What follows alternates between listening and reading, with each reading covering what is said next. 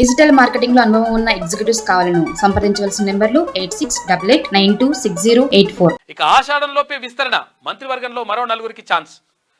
రేసులో సుదర్శన్ రెడ్డి, వాకిటి శ్రీహరి తదితరులు. ఇక ఢిల్లీలో పార్టీ పెద్దలతో సీఎం రేవంత్ రెడ్డి చర్చలు. 2-3 బెర్తులు పెండింగ్ లోనే. విస్తరణ తర్వాత పీసీసీ చీఫ్ ఇక నామినేటెడ్ పోస్టులు కూడా. పీసీసీ అధ్యక్ష పదవికి 4 నేతల పేరు పోటీ పడతా ఉన్నారు. ఇప్పటికే రాజధాని చేరుకున్న ఆశావహులు. ఇక కేంద్రం రాష్ట్రం మధ్య వారధిగా ఉంటా. తెలంగాణ ప్రభుత్వ ప్రత్యేక ప్రతినిధి జితేందర్ రెడ్డి తెలంగాణ భవన్లో పదవీ బాధ్యతల స్వీకరణ అని చెప్పేసి ఒక వార్త కనిపిస్తూ ఉంది. మొత్తం మీద మంత్రివర్గ విస్తరణ ఆషాఢంలోపు జరిగేటువంటి అవకాశం ఉందంట. అందులో 4 మంత్రి పదవులు అంటే క్యాబినెట్లో 4గురికి చోటు దక్కేటువంటి అవకాశం మాత్రం కనిపిస్తూ ఉంది. అందులో ఎవరెవరు ఉంటారనే దానిపైన ఉత్కంఠ మాత్రం ఉన్నది.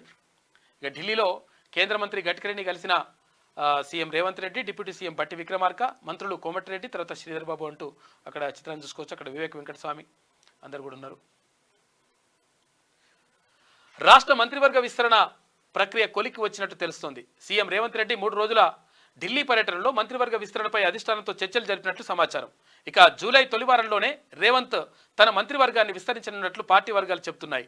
ఇక రేవంత్ ఢిల్లీలో మంత్రివర్గ విస్తరణ, పీసీసీ అధ్యక్షుడి నియామకం, నామినేటెడ్ పోస్టుల భర్తీపై పార్టీ పెద్దలతో సంప్రదింపులు జరిపారు. అయితే మంగళవారం ఆయన Congress parliamentary party chairperson Sonia Gandhi, party అధ్యక్షుడు మల్లికార్జున ఖర్గే, పార్టీ ప్రధాన కార్యదర్శి కేసీ వేణుగోపాల్తో చర్చలు జరిపిన రేవంత్ రెడ్డి బుధవారం ఏఐసీసీ ప్రధాన కార్యదర్శి, రాష్ట్ర వ్యవహారాల ఇన్ఛార్జ్ దీపాదాస్ మున్షితో సుదీర్ఘ మంత్రాలు జరిపారు.